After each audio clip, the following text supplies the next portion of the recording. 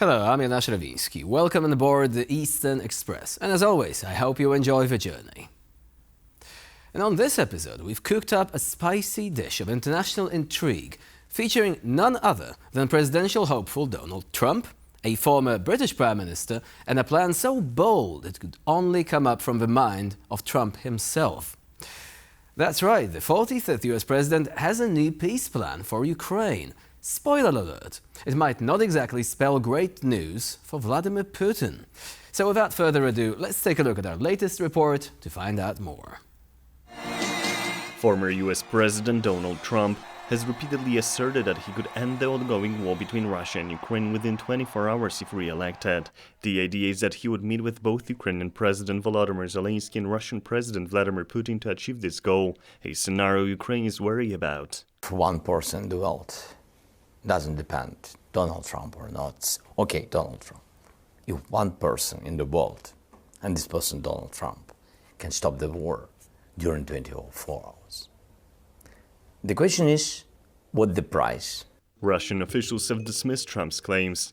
Vasily Nebenzia, Russia's ambassador to the United Nations, responded by saying that the Ukrainian crisis cannot be resolved in a single day. It could have been solved, as you are well aware, in April 2022 in Istanbul, where we were very close to an agreement, but then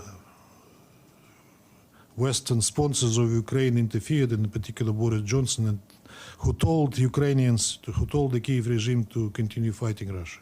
Trump's statements have become a recurring theme in his campaign, where he criticizes current US President Joe Biden's handling of the situation. Through weakness and incompetence, Joe Biden has brought us to the brink of World War III. We're at the brink of World War III, just in case anybody doesn't know it. As president, I will bring back peace through strength. Amid ongoing discussions about the US's role in the Ukraine-Russia conflict, some experts suggest that Trump could provide more significant support to Ukraine than the current president, Joe Biden. There are also concerns, however, about Trump's approach, including the possibility of blocking aid to Ukraine or imposing peace terms favorable to Russia. And now we're zooming in on Washington, or should I say Mar-a-Lago, to find out more about this story. European leaders have been biting their nails, fearing that a Trump victory in the upcoming US election would mean abandoning Ukraine to the Kremlin's clutches. But Boris Johnson, ever the source of unexpected tidbits, claims Trump's plan is the complete opposite. According to Johnson, Trump might actually ramp up support for Ukraine. I know, it's like finding out your least favorite uncle has been secretly funding a nearby animal shelter. So what is this grand plan then? Well, according to Johnson, Trump wants to authorize Ukraine to use ATACMS and Storm Shadow missiles against Russian air bases. Picture this: Ukrainian missiles raining down on Russian military airfields. This would severely hamper Russia's airstrikes on Ukrainian positions and cities, delivering a major blow to Kremlin's military capabilities. Now, why hasn't this happened yet? Well, President Biden has been hesitant to let Ukraine strike targets deep in Russia, fearing it might escalate into a full-blown world war. But Trump? Well, according to Boris Johnson, he would be open to the idea. He believes this could force Putin to the negotiating table faster than you can say sanctions. Imagine Putin suddenly realizing that his air bases are under constant threat. That would be a game changer. And that's not all. Trump's plan involves pushing Russia back to pre-invasion borders of the 24th of February 2022. Ukraine would regain all occupied territories except Crimea. It is a compromise, but one that could change the entire landscape of the conflict. But wait, there is more. Trump supposedly envisions Ukraine freely joining the European Union and NATO if they are ready for it. This would be a monumental shift, giving Ukraine a security umbrella that's been out of reach so far. Meanwhile, Russia would declare their 3-day special operation over, while Ukraine implements protections for Russian-speaking citizens, something that's as necessary as a window on a submarine, given Ukraine's already high degree of tolerance. So what's in it for the US, you may ask? Well, Trump plans to replace some of the 70,000 American troops in Europe with Ukrainian soldiers, saving American dollars and bringing troops home. It is a win-win situation except for the part where Europe must spend more on its defense. But let's not get ahead of ourselves. There are still fears that Trump could block aid or impose peace terms favorable to Russia, so there is that. The big question is whether Trump's approach, if he wins, will indeed be as aggressive in supporting Ukraine as Boris Johnson claims. The stakes are high, and the world is watching. And joining us now to discuss the issue in greater detail is Sergiy Sumlenny, Director at the European Resilience Initiative Center. Hello and welcome to Eastern Express. Hello, and thank you for having invited me today. Always a pleasure to be your guest. So the Trump plan, most people say there isn't such a thing as the Trump plan just yet, but there are snippets, there are short pieces, so to say, pieces of a puzzle that we, commentators and journalists, may be able to put together, at least to some extent.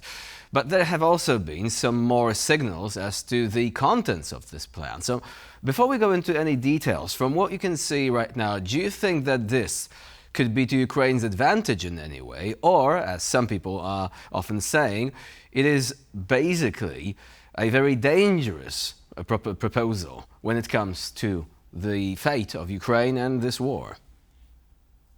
Well, on the Ukrainian side, there are, of course, different perceptions of what is going on and how it can be interpreted. And the baseline is that the Ukrainians understand that the fate of Ukraine depends on many reasons from the decision which are being taken in the White House. And we have already seen it with the delays of artillery shells for Ukraine, this dispute between the president and the Congress, etc. So the Ukrainians know that they are dependent. And now they think, okay, we cannot change who will come to power in the White House. Will it be Donald Trump or the representative of the Democratic Party, Vice President now Harris?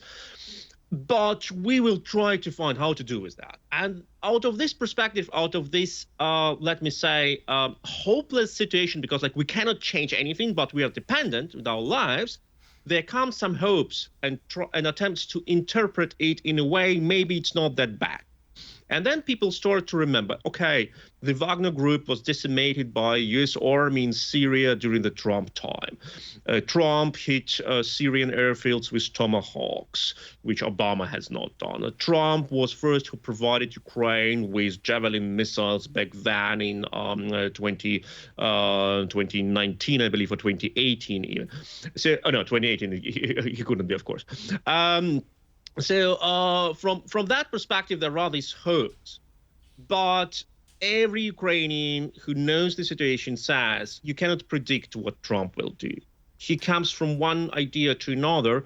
The only driving idea of him is that he wants to be a strong man. He wants to be the leader in the room, and he wants to demonstrate it. That can be good for Ukraine, because he might say, Putin, okay, you stop here, you don't go there, otherwise I send my jets.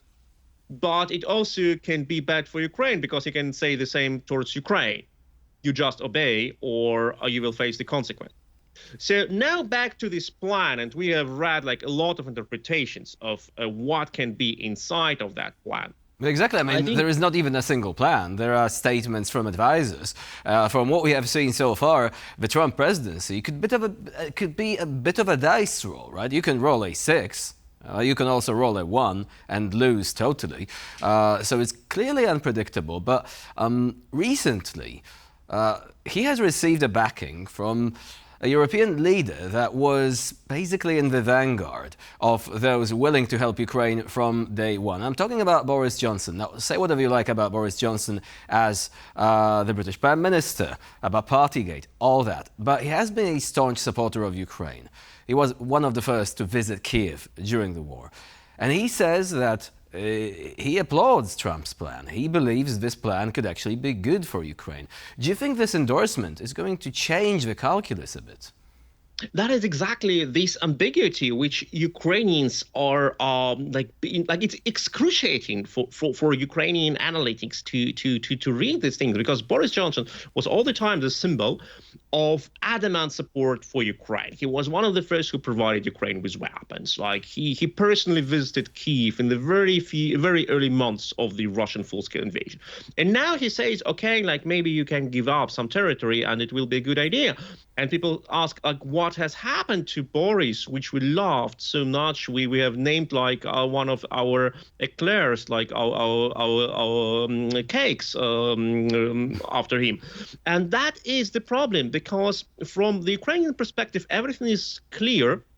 The war should be won on the battlefield. Russia must be defeated, and then it comes to a negotiation process.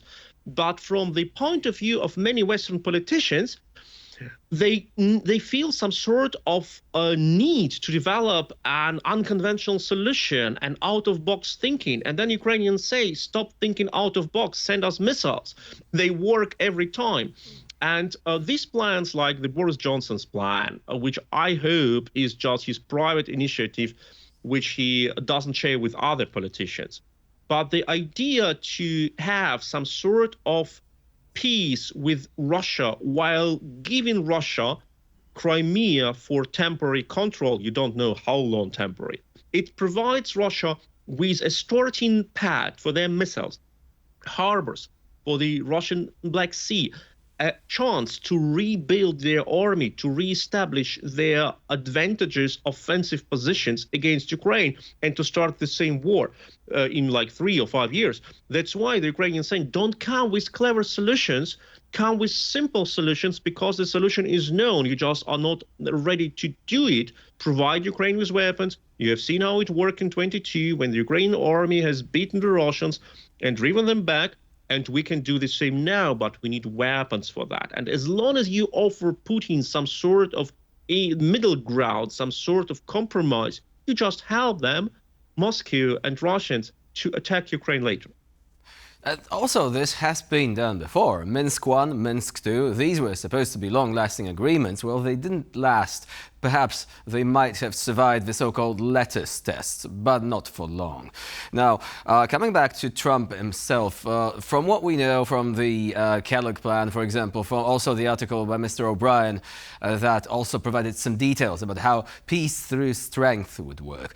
There are some general assumptions there, but there seems to be this sort of thread running through them, like territorial integrity, not entirely, because we might be thinking about some sort of concessions. Protection of Russian speakers. Now, this, of course, we know that it has been a figment of the imagination of propagandists at the Kremlin. I mean, even if we let it slide, there is a lot there that suggests a quick solution, but there is going to be a cost to be paid. So do you think this is actually a way to go? And do you think the Democrats would have something better to offer? Because critics, including the Trump camp, say, well, okay, but President Biden was drip-feeding Ukraine aid. He didn't give them everything they needed, and that's why the war has been going on for so long. Absolutely, and many in Ukraine say, and I say it from Berlin, that President Joe Biden could have won this war 2 years ago. He has decided not to do it because his advisors, obviously like Jake Sullivan and others, had a different opinion. That's why the Ukrainians say just the first step you do not only nominate Kamala Harris, fire Jake Sullivan. That will be a great thing. And you see, by the way, that the level of donations for Harris' campaign, over $100 million within the first day, demonstrate that people want a change in that policy. People who were ready to donate for the Democrats waited until Biden steps back and lets Harris go into the race, and then they are ready to donate. So people are ready to go for the victors, but you need to dare to be one. So regarding all the things, like why is this territorial concessions? Why it's a bad idea? Because in this plan, like you just provide, okay, there are people who say if Putin signs this plan, he goes into a trap, into a diplomatic trap. He will accept that there is a denazification, which has already happened or was not needed. The Russian-speaking minority, okay, if there is one in Ukraine, is protected, and then he will not have a legal reasons to attack Ukraine.